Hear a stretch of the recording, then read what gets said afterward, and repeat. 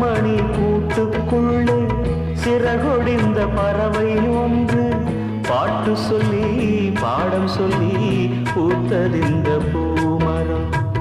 சின்ன மணி கூட்டுக்குள்ளே சிறகொடிந்த பறவை ஒன்று பாட்டு சொல்லி பாடம் சொல்லி பூத்ததிந்த பூமரம். தென்றல் வந்து வீசும் போது தீயணைஞ்சு போச்சுது. தென்றலாலே தீயணைஞ்சா எனக்கு தென்றல். அதனாலே இனிமேலே திசமாறி தென்றல் போகட்டும். ஆல மரத்துல சோடி கிளியில ஒரு கிளி பிரிஞ்சதம்மா, அது சாமம்